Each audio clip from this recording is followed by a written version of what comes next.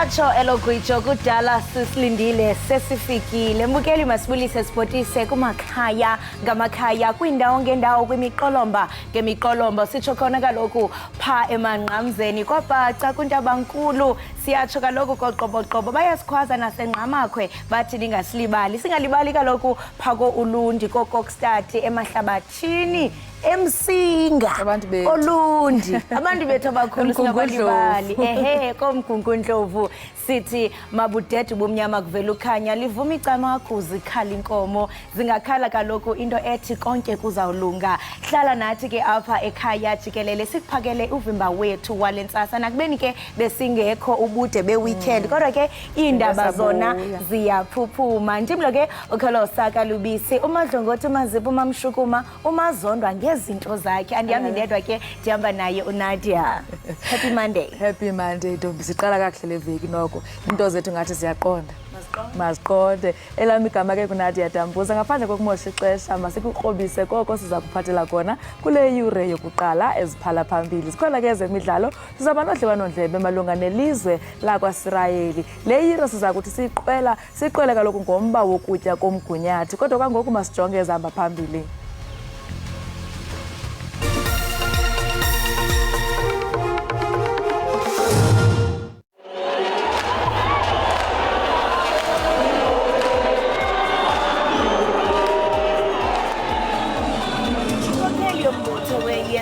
Julius Malima uthi abo bangamavolontiya lombutho kuza kufuneka bayazi into abayenzayo nanjengoko kuza kuqala ukhankaso lonyulo lwamaqela ezopolitiko.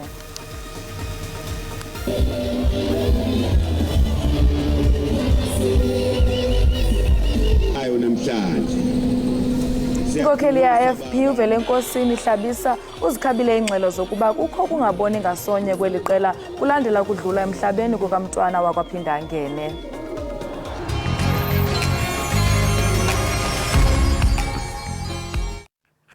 Ndiyaza malanga wafani ndiyaza izinto zamasdibani anlali ndezamana nemali masambe siyopanda.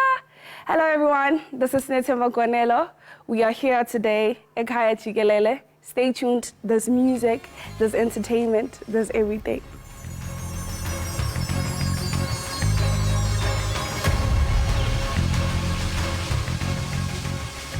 Inkokheli yombutho we-EFF uJulius Malema ubongoze amavolontiya lombutho ngelithi kuza kufuneka bayazi into abayenzayo nanjengoko kuza kuqala amaphulo onyulo lwamaqela ezopolitiko. Ebethetha namavolontiya alapha eRhawutini ebehlanganisene eStandard Bank Arena naza kungena umzi nomzi ekhankasela lombutho nanjengoko kusondela unyulo lonyaka ozayo. uMalema obekhuluma namashoshozela angamavolontiya eqembu eGauteng uwadonse ngendlebe ngelokuthi kufanele aqonde kahle kuyikhono kubhekwe kuwo kanye nobumqoka bokuba yithunga engamavolontiya. So when the communities complain, you don't join in the complaining, you join in giving the solutions to the problems that are confronting our communities. That's what the ground force is.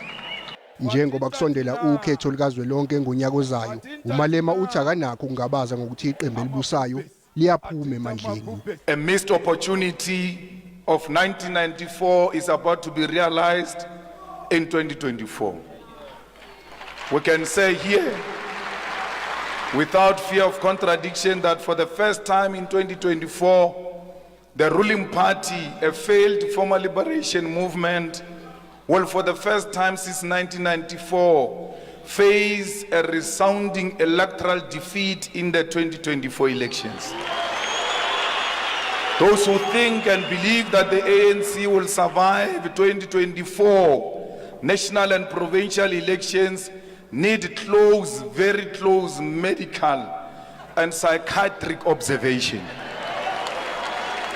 Udabeni lwempi eqhubeka phakathi kwelakwa-Israel neqembu leHamas eGaza, uMalema uthi inkantolo yezamacala yomhlaba i-ICC kuzofanele ibophe undunankulu wakwa-Israel uBenjamin Netanyahu ngezenzo zamacala okuhlukunyezwa kwelungelo labantu basePalestina.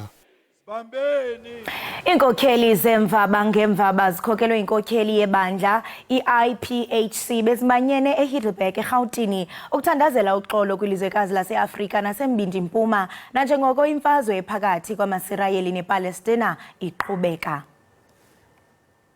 There's a lot of social ills that are happening in the country. The levels of crimes have gone up, the murderers have gone up. The government in itself is not doing what they are supposed to be doing to develop the social structure of society or to even provide proper services to the community. Now you have another factor, we're going to elections next year.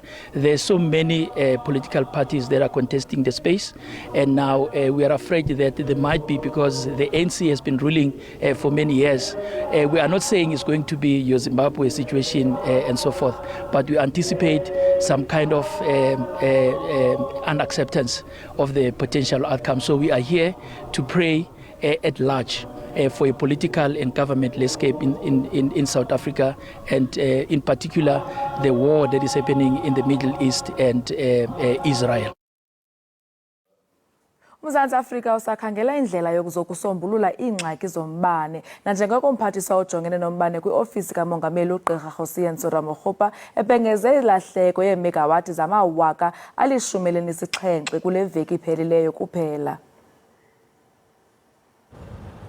Ungqongqoshe wezogesi uDokotela Hosiyenso Ramokgopa uthi leli sonto belingelihle ngemva kokuthi izwe libe nogesi ongaphazamisekile izinsuku eziyishagalolunye.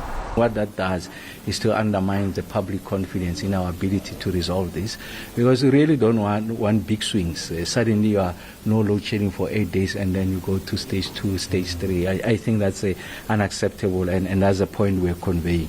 Izakhamuzi zakuleli zigxekile lokho njengoba abafundi baka grade 12 bematasa ngevivinyo zokuphela konyaka. At the principal level, it's very difficult to exempt all schools. Because if you come to think of it, if you are to map the density of the geographic locations of these schools, you'll find that the highest densities of these schools are located in areas of a significant amount of load. That is where there's major industry and the like. They share some of the distribution infrastructure with some of these major energy-intensive users. So if you are to exempt them, if you don't have a direct line that goes to school A, school Y, so you are going to address implement load shedding at the level of that distribution infrastructure. Unfortunately, it's not possible. Umnyango uthi ushaywa isikhathi njengoba ujahile ukuyilungisa ngokusheshsha inkinga yogesi. Unqenqa nokusebenzisana phakathi kwawo kanye nomasipala ukuze kusizakale izakhamuzi. Urhulumente weli lizwe akasayi kuphinda nyanzeleke ukuba aphelise isivumelwano seminyaka engama-20 athe wasenza nenkampani yaseTurkey yenqanawa kunye nenkampani yokuvelisa amandla eCapowership njengoko ke ilizwe lizawukwazi ukuphuma kwisivumelwano. Elakuleli selizokwazi ukuphuma kulesivumelwano emva kweminyaka emihlanu noma eyishumi ohlelweni lokuphehla ugesi ngemikhumbi.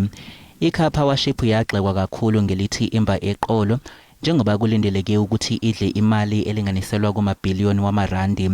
Kepha-ke uhulumeni ulivikele lolu hlelo kwazise luzolekelela ukubhekana nenkinga yokucisha konga ugesi eqhubekayo. We have gladly accepted 5-year and 10-year early exit options at the option of South Africa, and if they don't want to exercise those options, then the contract can prolong to 20 years. Lolu hlelo kulindeleke ukuthi lwakhe indathane yamathuba emsebenzi luphinde luhehe nabatshali imali abavela kwamanye amazwe. The real jobs we will create will be in tens of thousands of people with the side industries we will be developing, such as legal services we will require, ship repair services, operation and maintenance services, and the suppliers of parts and the people that they will have to employ, and also, most importantly, reliable electricity attracts foreign direct investment, which then creates jobs.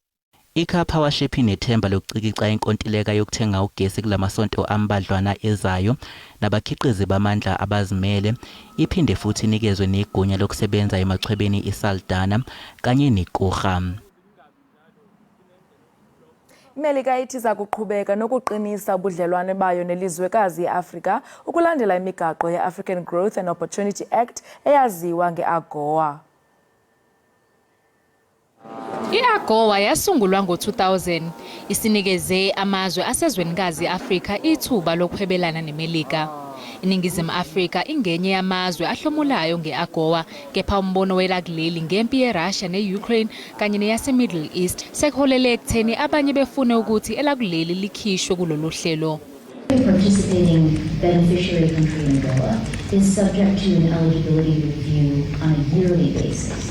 So I think that the timelines for investment, unless you're expecting to lose your eligibility on a yearly basis, I think most participating countries will be coming in expecting to have and retain eligibility for the life of that authorization. Liphinde laphawula ngokukhishwa kwamanye amazwe ku-AGOA nokuyisincomo esisazodingidwa isishayamthetho saseMelika. Economic potential of Africa. That is another reason why we know that charting our own path for the future necessarily involves partnership with Africa.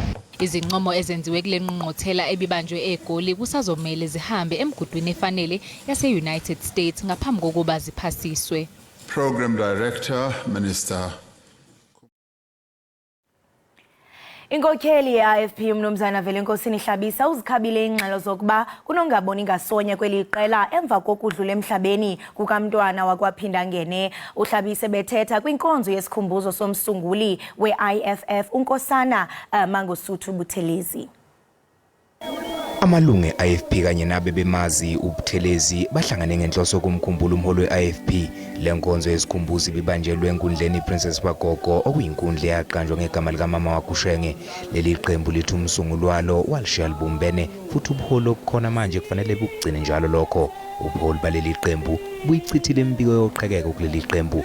Phinde bangeza ngokuthi uButhelezi ube nobudlelwano obuhle neqembu kanye nesifundazwe KwaZulu-Natal. We want to thank the people of South Africa for the respect they gave to umntwana waphinda ngene, to thank him for the role and contribution he made to advance democracy. Amaqembu amabili asebenzisana ne-IFP nawo afikile enkonzweni yesikhumbuzo.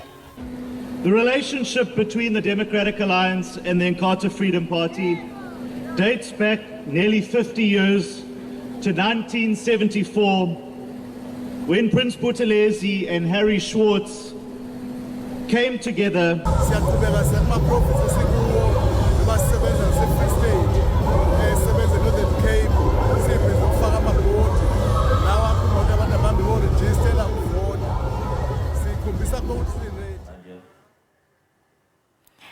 Bezizalise iholo e-Orlando East eSoweto besithi indlela nhle kwelinye lamapolisa uSergeant Lazarus Shipane owabhubha kwingozi emanyumnyezi yemoto kwinyanga ephelileyo ngethuba esemsebenzini ethweleke amabanjwa kuhola wendlela uM1 South eGauteng. Eli polisa lalisebenza ke kwinkampi yamapolisa yase-Alexandra eGauteng kwaye lancwatywa kumangcwaba ase-West Park. Ngokumbiko wakhishwa abezimo iphuthumayo emkhandlwini iGoli, imoto yamaphoyisa yayithwele iboshwa yashayisana amahlanze nemoto yohlobo lweFord Ranger ngemva kokuthi umshayeli wayo leFord Ranger ehlulekile ukuyilawula yase iphaphalaza. Kunembiko ke ethi lo mshayeli waba nengxabano nomshayeli weMini Cooper okungenzeka ukuthi babebanga ukushayelisana kabi. Wangabe sakwazi ukuxelisa kahle umqondo wakhe emgwaqeni kwasekwenzeka lesi sibhicongo sengozi. Iningi labantu lithe usayitsheni uSuyahlodi ube uthanda kakhulu umsebenzi wakhe kanti ngisho usigaxa amabhande omkhulu wasestation Alexandra umncome kakhulu. Wathi ubewenza ngokuyimisela nangempumelelo kanye nangokuthembeka umsebenzi wakhe. Akukho nolodwa usuku la wake wathi kunenkinga ekhona emsebenzini noma kwatholakala ukuthi umsebenzi wakhe akawenzi ngendlela. Nasemathuneni West Park okuvamise ukufihlwa kuona amathambo omntakabani begcwele phama amalungu embokotho ebomvu ezothi indlelanhle kuza kwabo okuguqile. Usayitsheni uSahlodi beseneminyaka ezibambile emaphoyiseni kanti ushone eseneminyaka engama-41 ubudala njengoba azalwa ngonyaka u1982. Sengathi angalala aphumule umphumulela wafuthi nokukhanya kumkhanyele. NginguCalvin Dludla, Iindaba ze-SABC eGoli.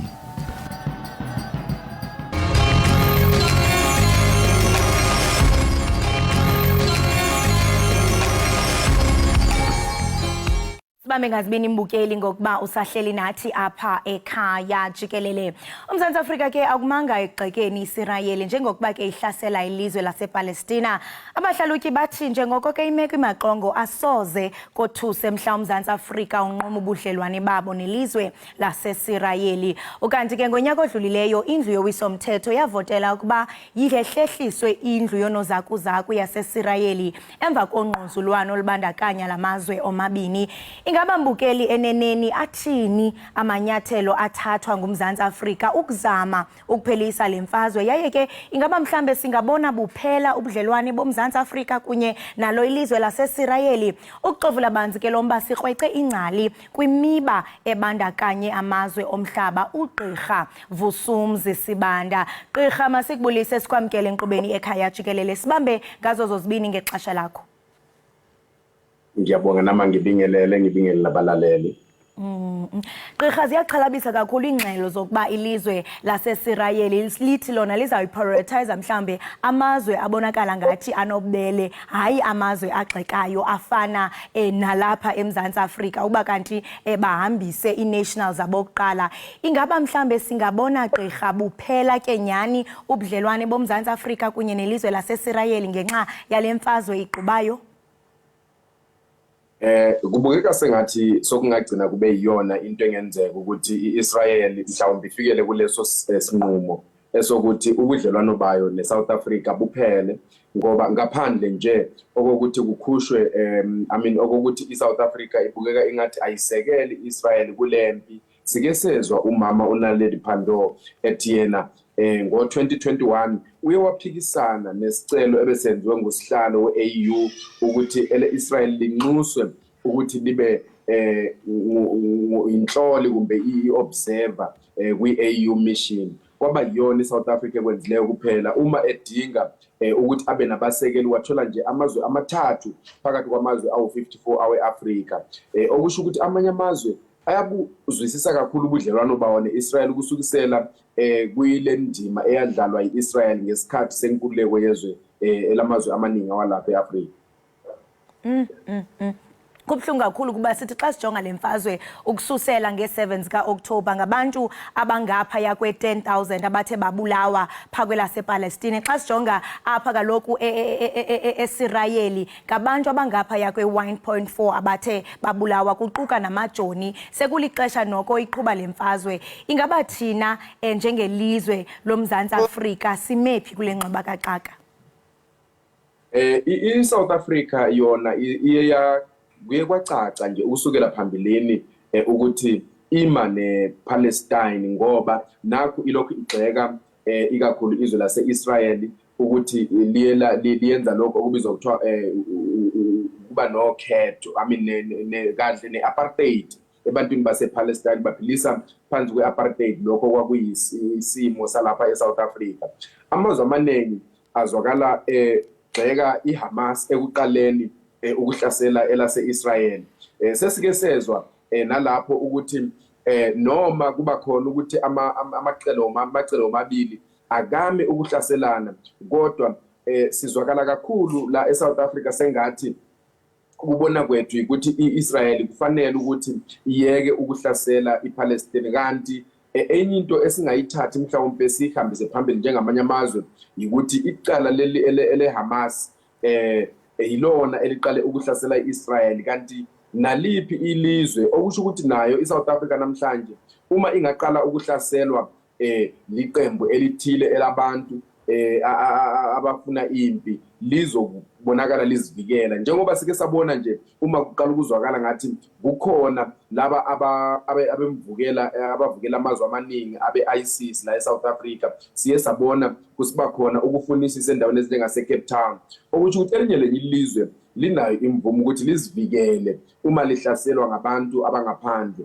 ngakho bekungaba into enhle mhlawumbe ukuthi iSouth Africa nalapho igxeka mhlawumbe iapartheid kodwa kulempi kakhulukazi ibonakale ingamanga necala elithile kumbe igxeka ikakhulukazi laba abaqale ukuhlasela abase-Israel.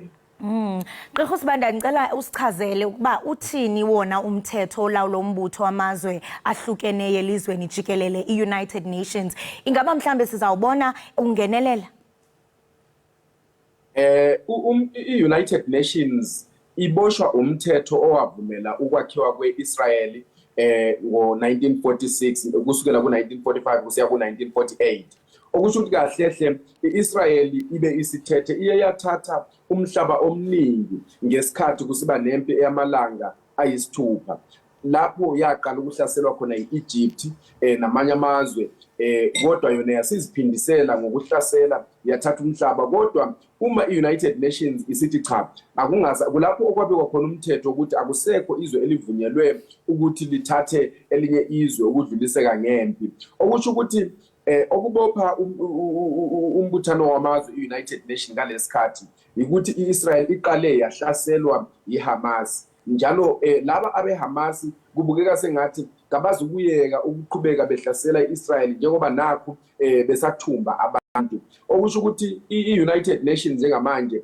engakwenza kuphela kungaba ukuthi igqugquzele amacala omabili ukuthi ayeke ukuhlaselana kodwa icala leHamas liyaziwa ukuthi liyathanda ezempi nokuhlasela amazwe kungakho mhlawumbe kuzoba nzima ukuthi United Nations ibonakale ikhalimela kakhulu elase-Israel ngoba elase-Israel livikela bayazivikela bona kulaba bantu abathanda ukuhamba behlasela abantu abayibutho eleHamas. Ingaba mhlambe angeke ingaba angeke sizinqikele litye elinembovane sibone sekungena amanzi endlini ngokuba soyame nelizwe laseSirayeli koku abukho mhlambe egqirha ubungozi esithi sizifaka kubo uma kungenzeka ukuthi kube khona mhlawumbe ukuma nezwe lase-Israel bekusokungatholakala ukuthi laba abeHamas ngoba bahambisana nalaba abahlala njalo behlasela amanye amazwe njenge-ISIS so kungenzeka ukuthi mhlawumbe nabo batholakale labo abangabahlamuki betholakala lapha ezweni kusiba khona ukuqhuma kwamabhombu ndawana thile ngoba kuyaziwa nje ukuthi yilaba abahamba namabhombu baze bazibulale ukuthi nanini sokungenzeka kodwa lento kusho ukuthi ibisiyinto esingenzeka emazweni amaningi ngoba amazwe amaningi ayagxeka lesi senzo eseHamas kanti ke kuyaziwa ke ukuthi Israel yona nhlobo mhlawumbe ayinabo abantu abazibulalayo ngamabhombu okusho ukuthi into esingaba khona ukuthi ngoba iSouth Africa ithanda ukuthi ukuma kwayo kucace ukuthi ayimange kahlehle neIsrael kule ngxabano asibone ukuthi kungaba khona ukwesaba ukuthi kungaba khona amabhomba aqhumayo la eSouth Africa ngenxa yokuma neIsrael kodwa sokungenzeka lokho uma singaqhubeka ke uma iSouth Africa ingathanda ukuthi ime kucace ime neIsrael ngoba kuyaziwa ukuthi bakhona abantu abasekela iPalestine abahambisana nabo ISIS nabo oHamas abatholakala emhlabeni wonke jikelele abahlasela indawo eziningi ezihlukeneyo. Nangu umbagqirha endifuna usondela kuwo ingaba xa sijonga ukuthembeka eluntwini kwenkundla yezikrelemnqa yamazwe jikelele i-International Criminal Court ingaba mhlambe ayichaphazelekanga kusini nakoku i-International Criminal Court ngibona sengathi ibingathinteka ekuthini kuthiwe iIsrael iye yasebenzisa isandla esiqine kakhulu ekuhlaseleni iHamas kodwa ngenxa yokuthi uma yona izivikela kusokungahamba kuyo kule court ngoba izinga lokuzivikela lisho lokho ukuthi umuntu uzivikela ngayo yonke indlela okufanele azivikele kuye kulo omhlaselayo ukufa kwabantu abaningi lapha yakwela sePalestine kusho khona ukuthi kungabonakala sengathi ngamacala eluntwini lawo kodwa ngenxa yokuthi Israel iyazivikela mhlawumbe ke sokungenza ukuthi leli cala abake bengalwethesa uNetanyahu ligcine lingayanga nase International Criminal Court, kodwa bese ukuthi umholi weHamas yena ngoba uye oqale ukuhlasela izwe lase-Israel ehlasela indawo ezinabantu abangebona ibutho, kungenzeka ukuthi naye azithole mhlawumbe uma esaphila engabanjwa esiwa lapha e-International Criminal Court. Kanti futhi njalo siyazi ukuthi iIsrael ngoba iyasekelwa kakhulukazi ngelasemelika, kungaba nje akululanga ukuthi sithole i-ICC isiyathatha umongameli wase-Israel imusa e-International Criminal Court. Siyaqonda njobana nombutho wezizwe ezimanyeneyo i-UN iyazamazama into yokubana ibe ngugqala balibanzi nike sisandla ingakhethi icala. Ingaba mhlawumbi ikhona indima ekufuneke idlalwe yiyo i-United Nations koku njengokuba kaloku uMzantsi Afrika ungakhange uyalela amajoni awo ayokhusela abantu belalizwe?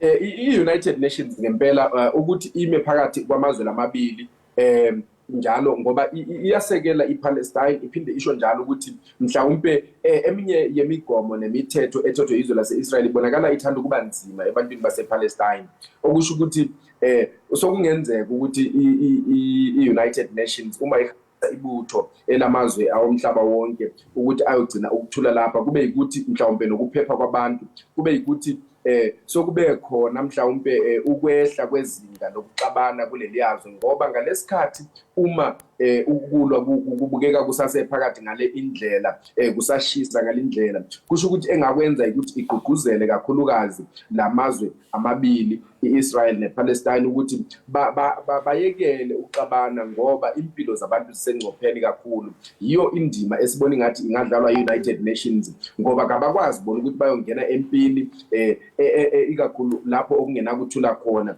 ngoba lokho sokungenza ukuthi nabo bazithole sebekhetha amacala ekudubulaneni kwalaba bantu. Mnumzana masibambe ngazibini ngexesha lakho. Ngiyayibongela nami. Lowo ke mbukeli besithetha naye nguye uGqirha Vusumuzi Sibanda we-Africa Diaspora. Besithetha naye ke ngokuqhubekayo njengoko kaloku ilizwe laseSirayeli lihlasela iPalestina. Sibulele kakhulu ngexesha lakhe. Kodwa ke mbukeli ngaphambi kokuba uphume uye kwindawo ngendawo uye emsebenzini, ewe kaloku yiMonday, abanye kaloku bayaphuma besithi bona bayo haslisha. Qiniseka mbukeli into yokubana xa uphuma uyalwazi uqikelelo lwemozulu. Rhabula kodwa ungalingi ufinca.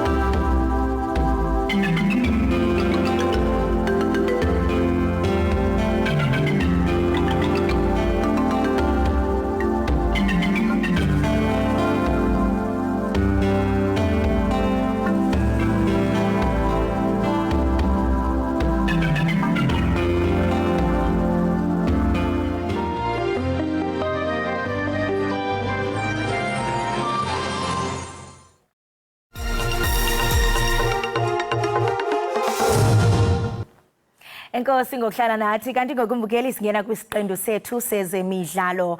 Amakhoboka aqhubungele ukhenketho lwentsuku ezine lwentshatsheli zendebe yehlabathi yombhoxo. Ezintshatsheli ke zikhankase kumaphondo amane aquka iphondo laseGauteng, kwiphondo laKwaZulu-Natal, eNtshona Koloni nasempuma Koloni. Abalandeli ke beSpringboks bebedanisa becula kumnandi kunjeya rhabula ungafinci. Ibiyimincili nemigcobo kuluntu lwaseMonti baphume ngobuninzi babo ukuzokwamkela intshatsheli zehlabathi. Bathi ulusuku lwanamhlanje luzohlala luhleli kubo. Because I love rugby from the bottom of my heart and I really wouldn't want them to lose. That the game is not over until the time is. Ndingavuya ubana abantwana bethu bangafunda kuSiya Kolisi because uSiya Kolisi is a role model for abantwana bethu. Yanga bangafunda nto kuye ngoba uSiya she is very humble. Isikolo mntasekhaya yindawo yokuqala isikolo. Umdlalo ezikolweni umuntu angayeki udlala esikolweni kokho into ezikhoyo esikolweni aparticipate kwizinto zonke ezenziwayo. Khandilale mina nangalamini bekudlala amabhokobhoko kona ndiminciphi. Abantinda namhlanje ndiyanga nasenkonzweni ngenxaba ndifuna ukuwabona ngamehlo. Emva kokuba bemke ixeshana ukuyomela ilizwe loMzantsi Afrika eFrance, iintsapho zabadlali zivuyela ukuphinda ukubabona. Abazali abantwana abancinci ndiyakhuthaza okokuba abantwana babamotharishe kwisport noba sesiphi na kuba nam ndandingazi okokuba uLukhanyo uzaba kwenqanaba akulo ndandimkhulisa ndisenzele okokuba ebomini bakhe akwazi ukuba makaziphilela akwazi okokuba abonakale italente yakhe ivele. Ukanti injongo ngoku kukuvelisa abanye oam kunye nookolisi. I want to thank them for making time to share their experience and love with South Africans. There's nothing that was forcing them to do this, but they are doing it to make sure that our people do celebrate them. And I want to thank them individually. Amabhokobhoko azothatha ikhefu phambi kokuba babuyele kumaqela abo. Abongile Yankees kwiindaba ze-SABC eMonti. Kanti kusenjalo phakathi kwemigcobo nemincili yokhenketho lwendebe yeSpringboks obeliqhuba eMonti, abahlali baseNelson Mandela Bay baxhelekile kwaye badanile kuba olu khenketho lutsibe idolophu yekhaya likakapteni uSiya Kolisi. Well, I think it's a missed opportunity. You know, the Eastern Cape is one of the biggest rugby provinces in South Africa, and I say that with modesty. We have some amazing talent, some amazing players here, young and upcoming players. It's a missed opportunity by SA Rugby, and I'm very sad about that it didn't come to PE. We are the poorest province in the country, but we have the greatest, biggest hearts, and we're the biggest fans of the Springboks in all of South Africa. I feel that it's really unfair for the fact that Siya Kolisi being from here and also the coach apparently is from here. So I do not understand. And then the way to East London is past PE. So I really don't understand and it's really unfair. At least they must at least make a plan or maybe some chance, maybe pass there to Bodywalk or maybe some sport in Motherwell or maybe some sport in a hall. Just a various area man to just make us get together so that to prove to us, to ourselves that hey, we are really supporters and to even the coaches to show us guys we appreciate about your support. I'm not too disappointed. Yes, we are a little bit, but you must remember that they can't be all over South Africa and they've been here last year. Yes, they missed the northern areas, but we forgive them. We still love them. They are a good team and they've shown once again what we're made of. And I think it's an opportunity for someone else in a rural community. Maybe in East London there's a boy who also aspires, he wants to play for the Boks. So now you'll get the opportunity to meet his heroes. Yeah, it's a sad thing that somebody else might miss it here. They have a lot of excuses now. And for the whole World Cup, we stand 100% after the boys.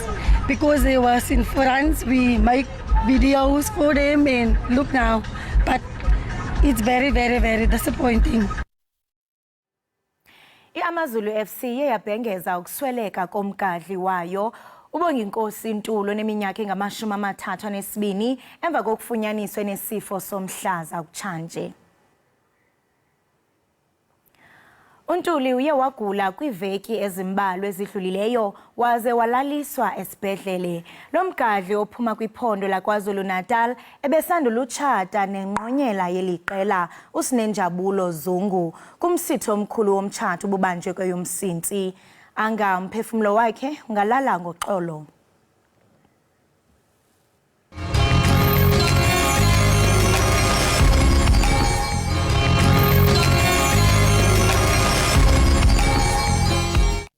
Bukele madiphinde ndikwamkele kwakhona usabukele inkqubo yakho oyithandayo Ekhaya Jikelele. Kanti ke uMzantsi Afrika ivenkile apha eMzantsi Afrika ivenkile zasekuhlaleni ezibizwa ngokuba zii-spaza shops zidlala indima ebalulekileyo ezilokishini nasezilalini njengoko uninzi luhlupheka kwezi ndawo. Nangona ke ziluncedo oluntwini kuba kulula ukuzifumana kwaye zithengisa ngamaxabiso aphantsi ngelishwa zihlala zingabhaliswanga kwaye azilandeli imigaqo emiselwe elawula ukusebenza kweevenkile zokutya. Oku kudla ngokukhokhela ekubeni abanye ekugqibeleni bathengise ukutya okungekho sempilweni babeke abantu esichengeni. Kutshanje kwiziganeko ezahlukeneyo eFreystata, eRhawutini naseMpuma Koloni kukho abantwana abangeniswe ezibhedlele ngenxa abanye bebhubha emva kokuthenga kwezi spaza shops. Ukufumana ke ingcaciso ngemithetho khuseleko ekufuneka ilandelwe zivenkile zokutya sinxibelelana naye ke nosekela umphathiswa wezempilo uGqirha Sibongiseni Dlomo. Sekela mphathiswa, masikubulisa sikwamkele empilweni Ekhaya Jikelele ngalentsasa.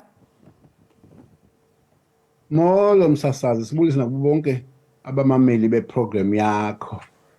Siyabulela. Gqirha, imigaqo iyacacisa mhlophe into yokuba iivenkile zokutya mazicoceke kwaye maziqiniseke ukuba ukutya ezikuthengisayo kukhuselekile. Kutheni ke le nto singayiboni senzeka kwezi spaza shops ezilokishini nasezilalini? Msasazi uye wayishwankathela kakuhle lento uthi ibeka abantwana nabantu bakithi emcengeni lento yokuthi abanye bangena ezibhedlele abanye babhubhe ke emva koko njengoba sekwenzekile.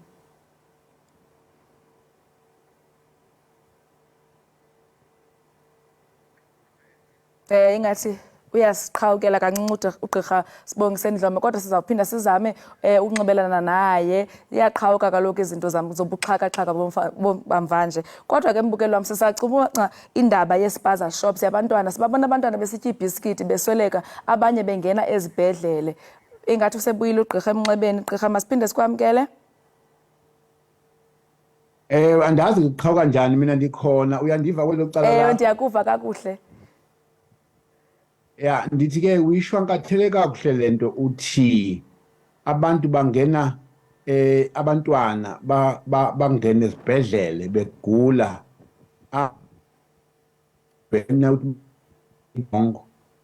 so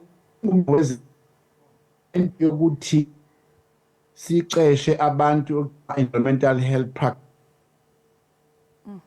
nganye ilwimi abahlola ukuthi ukutya okukhona in the spaza shops kwivenkili ema-taxi rank phekwa khona kusemgangathweni na.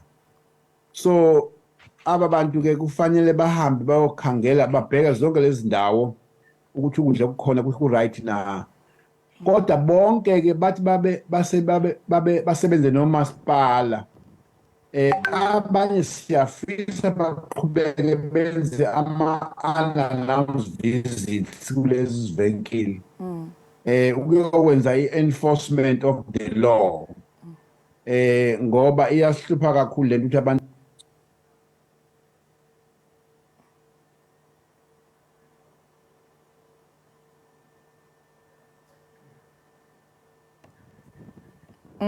hayi umphathiswa engathi sasiqhawukele kwakhona inoba mhlawumbi unengxaki yenetwork apho akhoyo kodwa sizawuzama bukele siphinde siqhagamshelane naye kwakhona ngoba noko ngumba lo obalulekileyo ngumba ekufuneka siwuchophele. Masithi qhu evenkileni sizawubuya kungekudala.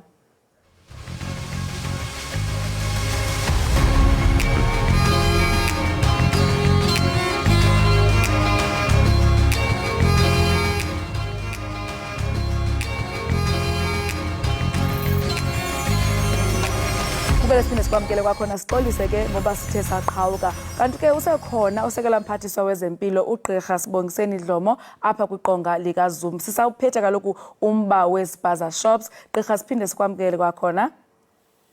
Siyabulela sibulela wonke abaphulaphuli naba bukeli bakho. Ngixolise ngokuba sike saqhawukela ngawe.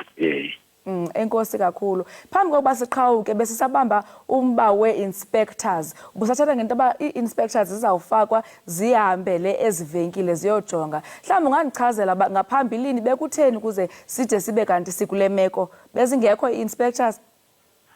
Hayi andisho ngona into zizohamba umsebenzi wabo nje abantu beqeqeshelwe nabazenze ezizinto.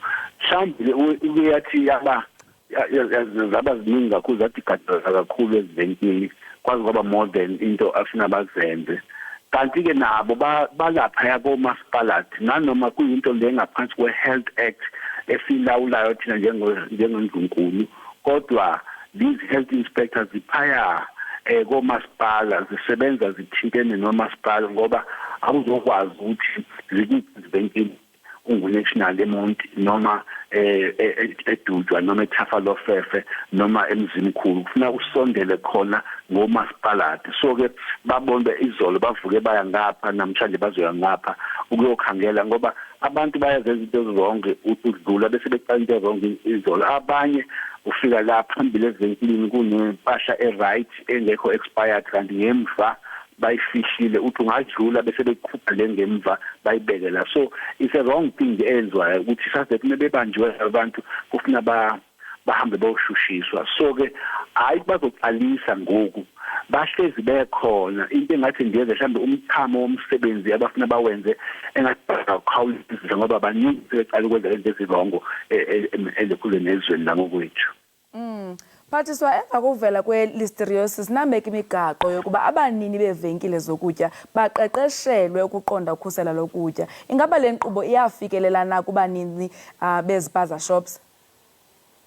Hayi wena msasazi banayo izikhuzana i-information futhi ke kuba bazovuselela nokuphinde siye kubona sekodlula emva kwe-listeriosis iyathethwa lento. Angithi ke abantu nje laba abalapha nalapha akukho akubona ukuthi ivenkili zonke i-taxi rank kuphekwa ukutya ngendlela engekho right zonke akunjalo. Yilapha nalapha kodwa nabo bafumana ngokuthi ukwazi ukuthi uyokhangela khona uyobheka. Ingakho nathi ke singama-customers singabasemzansi kufuna sijonge mesithenga impahla ukuthi ayi le mpahla le andiyazi le label nje kuthiwa ifishi le kodwa ayifani nale ndiyithenge ngeveke edlule noma i-date ebhalwa nathi masingalindeli i-inspectors sincedise masizokwengeza nje ulwazi ngoba nathi ngiyabulela nje sithetha nawe la abantu abaphulaphuli bonke nabo funa bazikhangelele bazijonge ukuthi bathengani ngoba lento le awufazi ukuthi uthenga into ezihambe ngoyigalela phaya emhlabathini uthenga into ezoyifaka kuwe ugule ubhe ngoku. So masibe siyayiqaphela leyo nto ukuthi nathi sincedise edoho sibabone abantu abenza into ezirongo lekelele siyithathe mesingekho sure siyobuza kubantu ke abakhona komasipala nabo masipala siyabakhuthaza mabangathi bayabanyakazisa abantu babo bangabi sezi-ofisini ixesha elide bahambe bokhangela ngoba lento isithe gadalala kanti iyasihlupha kakhulu thina esibhedlela kungena abantu babhubhele kuthi. Zeziphi mhlambi ezinye amasebe ngawapha amanye amasebe enisebenzisana nawo kule nkqubo ukulwa nalento?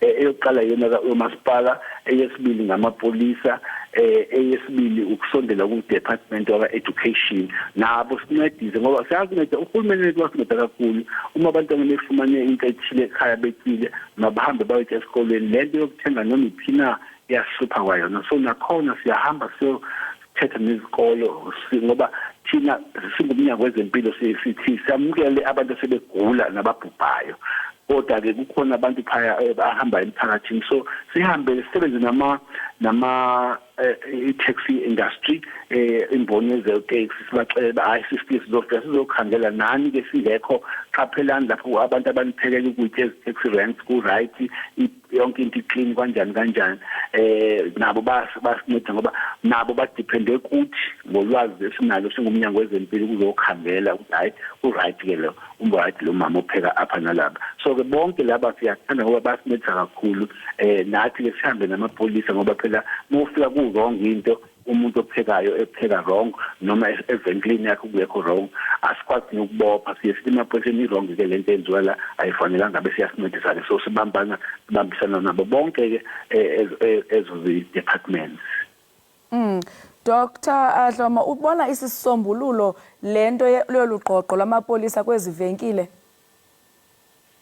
ukuthi aqalise sithi abantu mababe nonembeza uma betrader uma bedayisa ezivenklini zabo bazi ukuthi abadayisa into nje efana nanto ngathi i-fertilizer into ongayithatha ndiyoyidalela pha enhlabathini kungabi into ongazalutho mengasebenzi bathengisa izinto eziyotyiwa abantu bethu abangazi ukuthi ngenzeka into esongo i-food safety into ebaluleke kakhulu so nanto ukuthi ke nezwe lakithi bangazolithemba abanye abantu uma bathi phaya eMzansi ukuthengisa ukutya okuright so sithi ke amaphoyisa azofika azoncedisa thina nje bosungifakela siyalekela siyacela umphakathi wethu uqaphele abantu abashelelwa ngonembeza abantu abangezinto eziright ngokuthi bathengisa bathengisa ukutya okuzobulala abantu so uqaphele into esisiyenze na ingakho nathi ke sithi ke sinento ekuthiwa ama-health inspector ziyobheka ziyohlola ukuthi lento yemithetho esibekile iyalandelwa na and ukuthi ayilandelwangani ke bazongena etrongweni abantu mebengayilandeli siyacela kakhulu kwazi abantu bakithi ukuthi masibambisane nawo umphakathi na ukhangele ubonida uyiboni kahle ucela abantu ke emapoliseni komasipala emahofisini bayithethe lento nazi izimayors ke zilide lezi campaigns oceba ke balida ama campaigns ezindaweni abakuso athi mina ngizokwenza kwelicada la kokwethu ithembe nami kuphaya ocela baseFauteng baseTshwane baseTzanini bazokwenza njengoba ndenza apha so lento siletha kakhulu sonke siphume nje siyokhangela ba zikhona into ezenziwayo abantu aba-wrong phaya bethengisa ukutya nasesiduzane kwesikole abantwana beyongena esikolweni. Ukuya phambili abahlali bangenze njalo kodwa kwangoku sesibonile abantwana bengena ezibhedlele abanye bade basweleka ithini imiphumela yalento angithi ke iyasholo lento ngoba iyasholo ukutya wafumana ukutya beku-wrong abakudila abantwana bengakho beswelekile nje so ke abo athiwe bafumana benzile lento ke basevalelweni bazohamba amatyala inkundla zikwazi ukuthi ke bagwethe ngoba phela i-wrong leyo nto kwedinisa ukutya so nalabo ke abanye abangakaqalisi nabasayenza siyethi abayiyeke ngoba uma wafika uhulumeni wafika amapolisa sathi thina njengomnyango wezempilo i-wrong lento sizofuna bashuthiswe abantu baboshwe basifinda abantu kodwa ke asingathembeli leyo process ngathi masigade ngoku so abantu bazoshuthiswa lena yokuthi ke bathengisa ukudla okuzonke bangenisa abantwana esibhedlela abantwana umphakathi wonke nokwehlisa isithunzi sezwe lakokwethu ukuthi abantwana bathenga ukudla okuzonke kwizizibhedlela masiqalise sikhulisa umnembeza kubantu bakokwethu laba abaphethe abazi-shop owners izipaza shops nabantu abaproducer nabakhupha lokudla bakubeke ukudla kumele expire kususwe kuma-shelves ngoba asizokwazi ukuthi masingene esitolo sakho ukudla akusekho right siyacela kakhulu torho basincede kakhulu abantu bethu leyo nto. Ninene kunjalo gqirha xa siqhukumbela ke kuyacaca uba uluntu alunalwazi lwaneleyo ngokuzikhusela okanye ukuqaphela ukutya okuphelelwe lixesha zeziphi zona izicwangciso onazo zokwazisa ngokutya okunokuba yingozi empilweni zabantu masithi mhlokazi ayiswelekile nje kutheni singathi mendiyothenga ukutya evenklini ndikhangele into ekuthiwa expiry date baluleke kakhulu leyo nto yayibhalele leyo nto ukuthi ungakutya okudlulelwe idate. Number 2 kunabantu abayenze ngale bathatha ukutya oseku-expire bafake i-labels ezingekhoyo bafaka idate entsha mase sikhangela i-labels esingazaziyo noma ezingafani nale sikwazi siyobuza kubantu abaphethe emagunyeni ba i-right na lento na ngoba asizokwazi singuhulumende sibe kuzo zonke i-sponsorship ngexesha elinye but bezobe qhubeka abantu bemosha phaya ingakho ngithi emsasazi nanoma sizokwenza kangangoko singuhulumende sengu-Department of Health mapolisa omasipalati nabo abantu bethi mabancede bakwazi babe ne-vigilance babe nento yokuthi bakhangele balezi zinto abazithenga ayikho into edlula ukuyobuza uyosebenza nabantu abakhona emagunyeni mongenalo ulwazi rather than upheke kodwa izinto ezikakhulukazi esuke zifakwe kuma-tin ama-tin ezima-cans izinto ezinjengama-cereals ezinto ezingama-chips yonke leyo nto-ke ilento abavamise ukuthi bayishalise ixesha elide kanti iyagula ingene nangumswakama ingene nangugula uyaqala uyayivula isinokwazi into kakhulukazi msasazi ezinye zitiwe immediately kanti ngoba ezinye lezike zathi ukuphekwa ziyakha nezifo eziphaya zibe bhetele kodwa lezo sithenga-ke ukusuvula phambi kwevenkeli into same izona eziyingozi kakhulu-ke lezo-ke bese zi-expire bayasweleka abantu. Ewe inene sihlungu kakhulu esisehlo gqirha kodwa ke siyathemba uba ukuya phambili izinto zizawuhamba njengendlela. Inkosi kakhulu ngexesha lakho. Inkosi msasaza bonke abalaleli bakho. Nkosi. Bukelileyo ke ibiyingxoxo nosekela mphathiswa wesebe lezempilo uGqirha Sibongiseni Dlomo. Sixovula kaloku ngokuchasene nesibetho sabantwana ukukhokelelwa ukuba batya ukutya okungenamsoco okuthengiswa kwiivenkile ezibizwa ngokuba zizpaza shops ezilokishini nasezilalini. Siqukumela njalo ke iyure yethu yokuqala. Makholi.